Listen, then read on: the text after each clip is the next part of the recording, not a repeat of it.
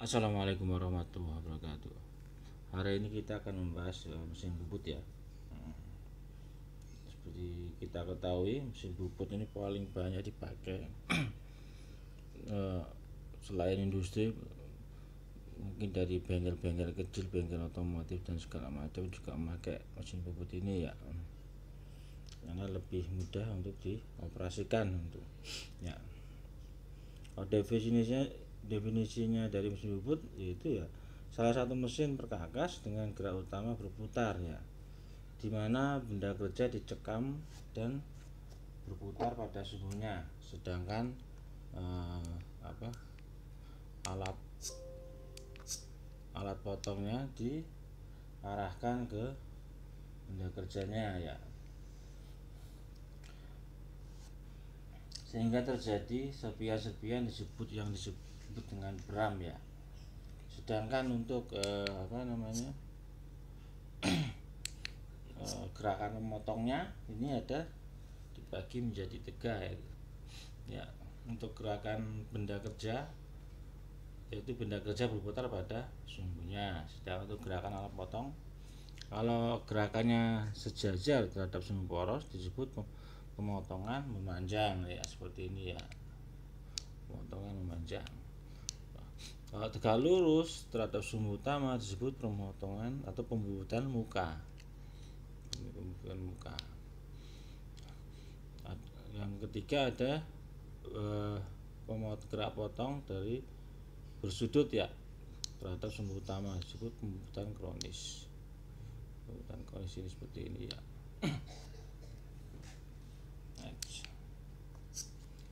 Nah, ini bentuk-bentuk dasar benda kerja yang dapat dikerjakan dengan mesin bubut ya.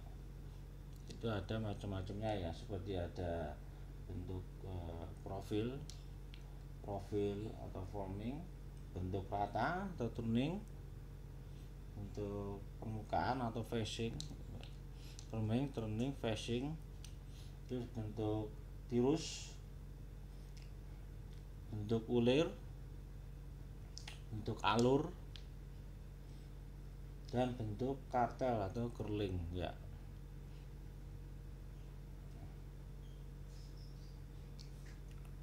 Beberapa proses perusahaan selain proses bubut pada gambar ini ya, pada mesin bubut dapat juga dilakukan proses pemisahan yang lain seperti proses pengeboran ya, salah satu contohnya ya, atau reaming ya.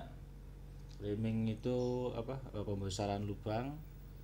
Terus yang berikutnya ada facing, terus ada grooving itu membuat alur, terus membuat alur ulir dalam atau threading, terus pembuatan tirus dan pembuatan profil ya.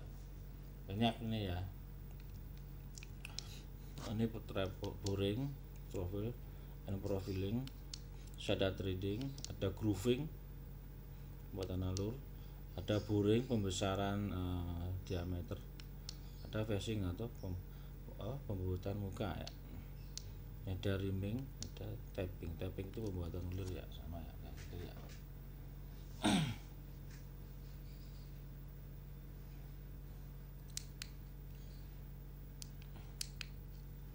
Nah, ini contoh dari selain pembuatannya tadi ya, grooving ini pembuatan alur seperti ini, thread cutting seperti ini, ada taper turning itu membuat sudut ya, ada parting off seperti ini, ada turning off grid seperti ini bentuknya, pembuatan alur seperti ini ya, ada turning grid seperti ini ya.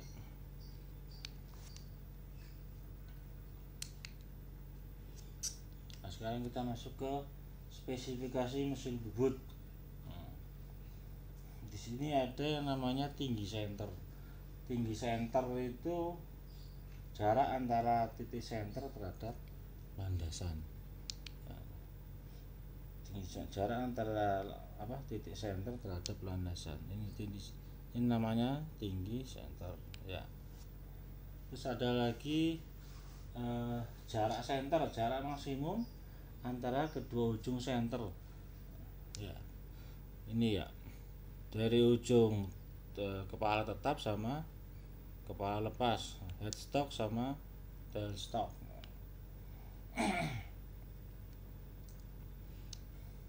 Terus ini disebut panjang landasan. Yang D ini kemampuan maksimum untuk mencekam benda kerja. Jadi ini dimensi maksimum mesin bubut untuk mencekam benda kerja. Kalau melebihi ini sudah tidak bisa untuk dibubut lagi ya.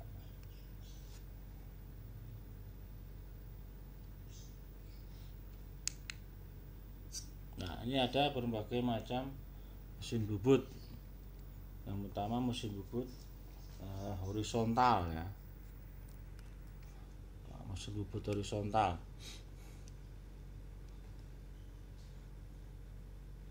ialah mesin bubut yang kedudukan sumbu utama mendatar ya. Bentuk dan ukuran bermacam-macam sesuai dengan kebutuhan. Salah satunya seperti pada gambar ini ya. Mesin ini bisa disebut dengan mesin bubut lantai karena pemasangan langsung pada lantai.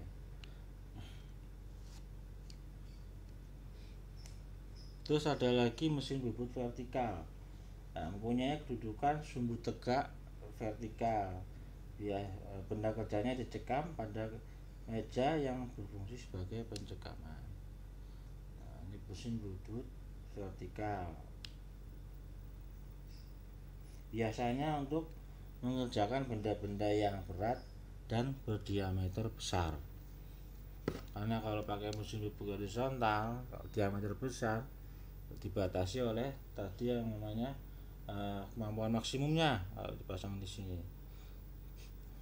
Jadi untuk diameter besar bisa dipakai di mesin bubut vertikal.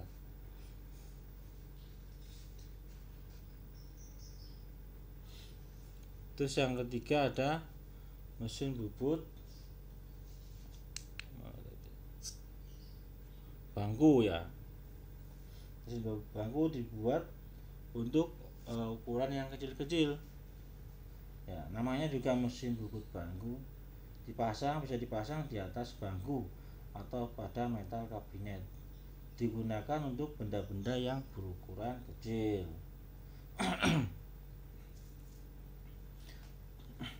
Terus ada lagi mesin bubut permukaan atau facing latte yang mana di gambarnya.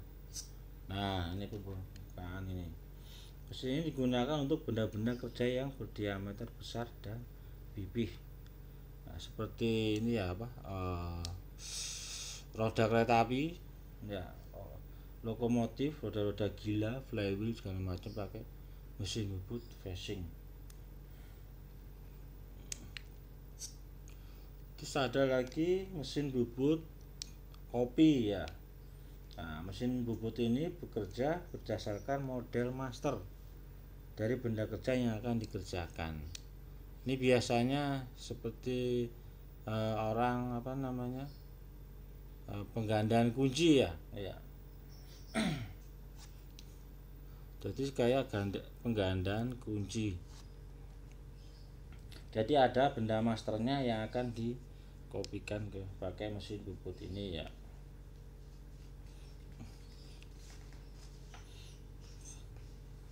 Terus yang terakhir mesin bubut turret. Nah, mesin bubut turret ini dilengkapi dengan turret pada pelananya atau saddle.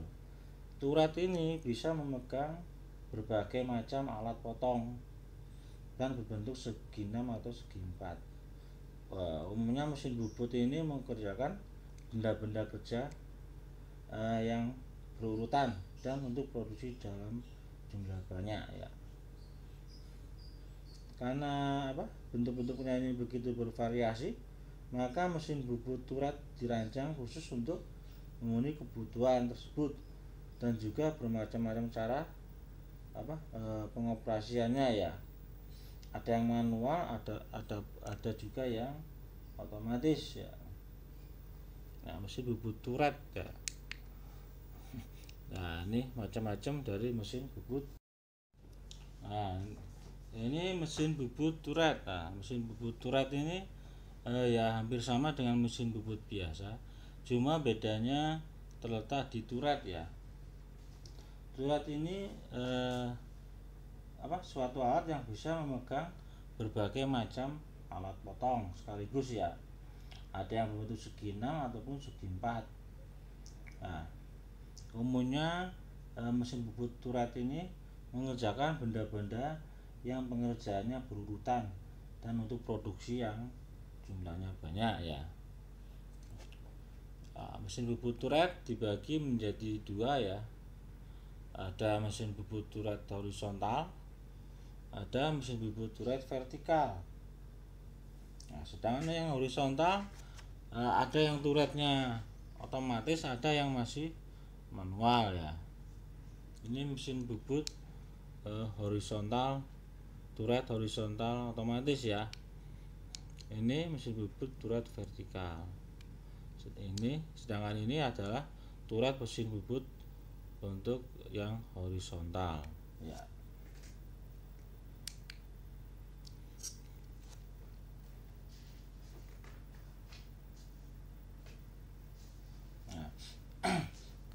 Ini adalah bagian-bagian dari mesin bubut ya, bagian-bagian utama ya.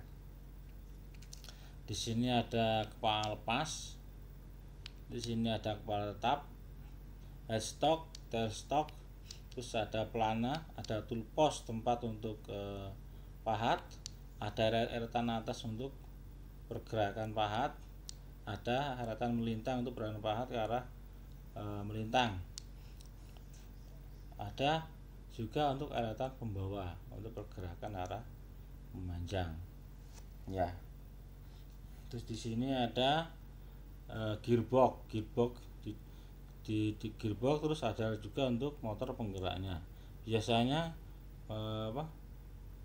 motor penggerak menggerakkan gearbox dengan transmisi puli ya, biar bisa diatur kecepatan putarannya.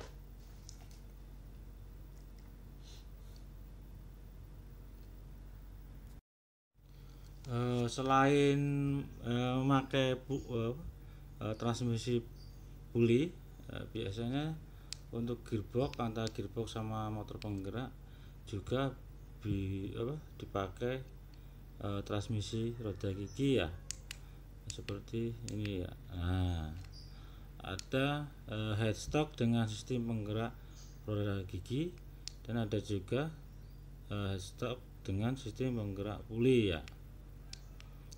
Ada dua macam. Terus ini adalah landasan digunakan untuk pergerakan dari tool post sama tailstock ya. Tool post itu tempat pahat tadi ya.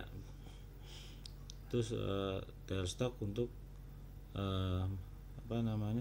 center, dua center, memegang benda kerja di antara dua center tadi ya. Terus ini berikutnya sistem pengikatan alat pencekam ke sumbu utama. Ini dibagi menjadi 3 sistem ya. Yang pertama itu sistem hubungan seperti ini. Terus yang kedua itu sistem pasak batang seperti ini ya. Terus yang ketiga ada sistem ulir. Nah, ini sistem pasak ya. Terus ini sistem hubungan. Nah, kemudian kita akan membahas masalah kepala lepas atau tailstock. Nah, di sini ada bagian-bagian dari tailstock itu sendiri, yaitu center, terus ada juga ram atau tailstock spindle, terus ada lagi clamp bolt blending lever, terus ada ram block untuk mengunci, terus ada alur buat jalannya dari tailstock itu sendiri ya. Jadi tailstock ini bisa bergerak maju mundur untuk menekan benda kerja kalau dibutuhkan proses di antara dua senter ya.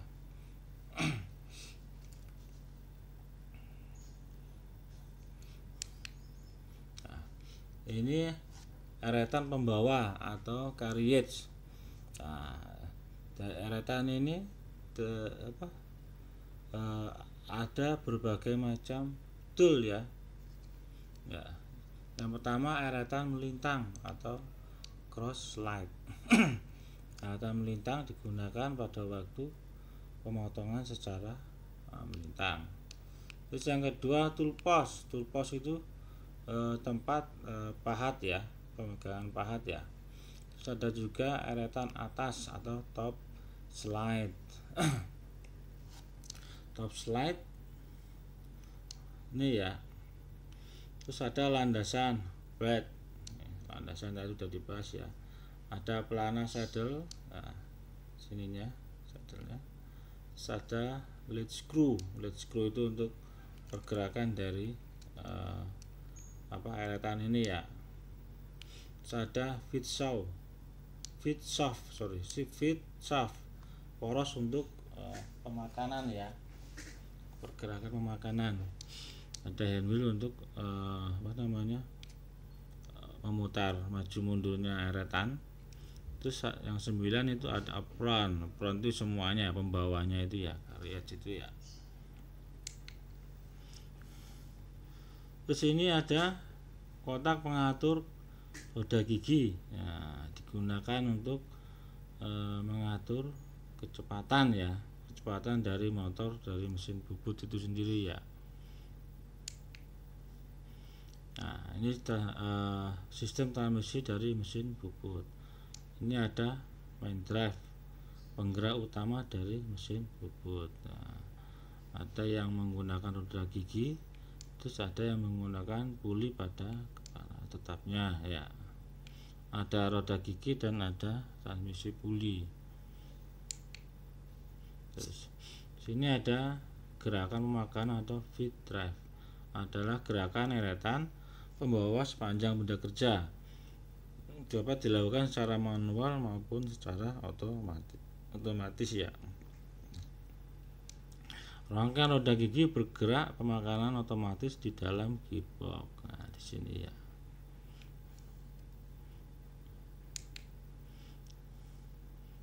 Terus ini macam-macam dari transmisi mesin bubut maksimal. Perlengkapan dan alat bantu mesin bubut. Di sini ada berbagai macam perlengkapan ya. Yang pertama yaitu macam-macam alat pemegang atau cak ya. Ada yang seperti ini,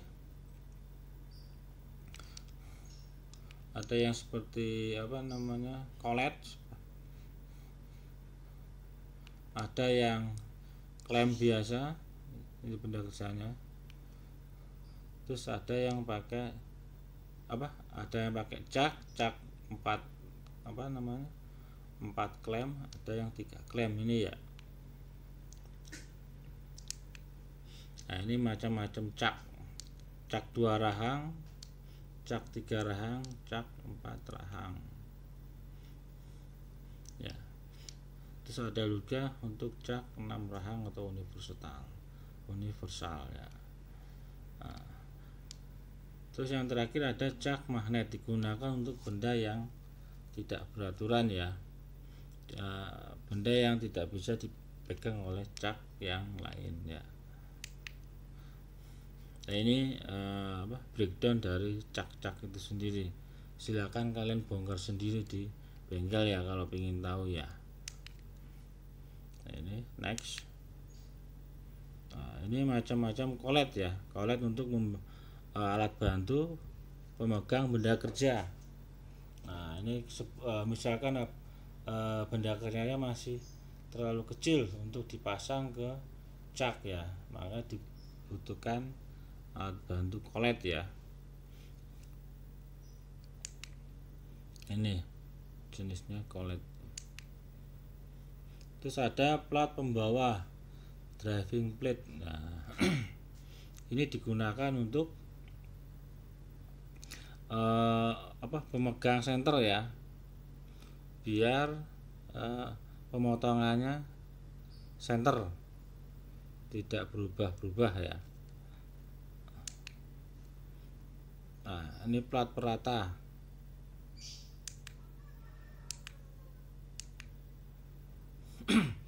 Terus ini pemegang pahat atau toolpost.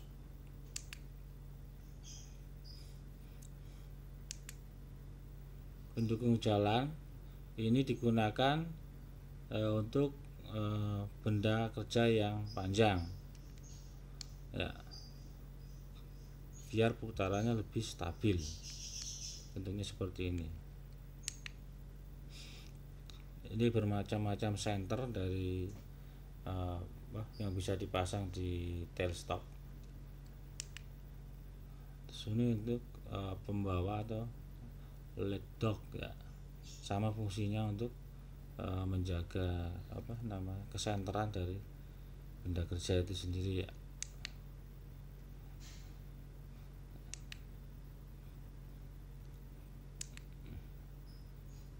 Ya, mungkin sekian dulu dari saya ya. Kalau ada pertanyaan silakan. Assalamualaikum warahmatullahi wabarakatuh.